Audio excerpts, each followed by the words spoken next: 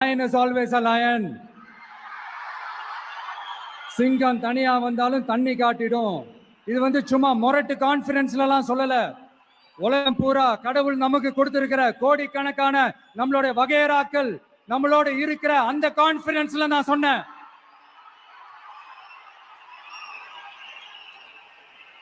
அதனால இந்த விஜய் ஒன்னு சொன்னானா அதுல இருந்து மாறவே மாட்டான். சும்மா இந்த ஸ்டாலின் சார் மாதிரி இல்லாம கிடையாது.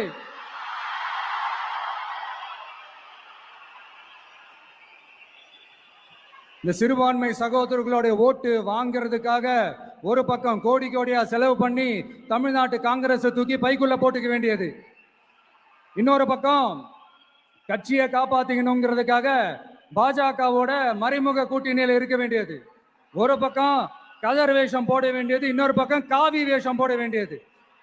நான் முன்னாடியே சொன்ன மாதிரி திமுகவுக்கும் பாஜகவுக்கும் ஒரு அண்டர் கிரவுண்ட் டீலிங் இருக்குது. எப்போ சொன்னேன்? கிட்டத்தட்ட ஒரு 1.5-2 வருஷத்துக்கு முன்னாடி சொன்னேன்.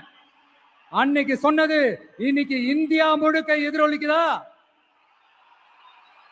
West Bengal CM Mamata Banerjee madam இதைத்தானே சொன்னாங்க. இன்ஃபேக்ட் ஸ்டாலின் சார் பேரை மென்ஷன் பண்ணி அந்த குற்றச்சாட்டை சொன்னாங்க. இதுக்கு என்ன சார் பதில் வச்சு சொல்ல போறீங்க? ஸ்டாலின் சார் மக்கள் கிட்ட மாட்டிக்கிட்டு முழிக்கிறாரு. இந்த தேர்தலில் திமுக தோக்க போறது உறுதி.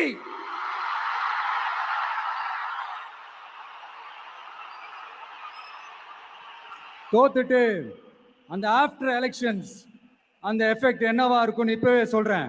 கட்சியை காப்பாத்திக்கணும்ல, ஏகப்பட்ட கேஸ் எல்லாம் இருக்குதுல்ல, லஞ்ச கேஸ், ஊழல் கேஸ், திருட்டு கேஸ், அவங்க குடும்பத்து மேல, மினிஸ்டர்ஸ் மேல எல்லாத்தையும் காப்பாத்திக்கணும்ல.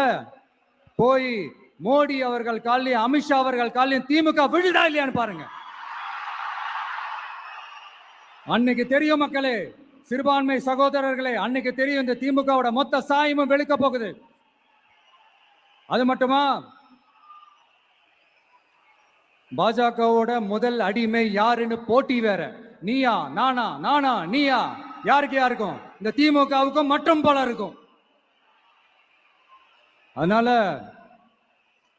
சிறுபான்மை சகோதரர்களோட இந்த விஜய் கூடவே நிப்பான் நிப்பான் நிப்பான்.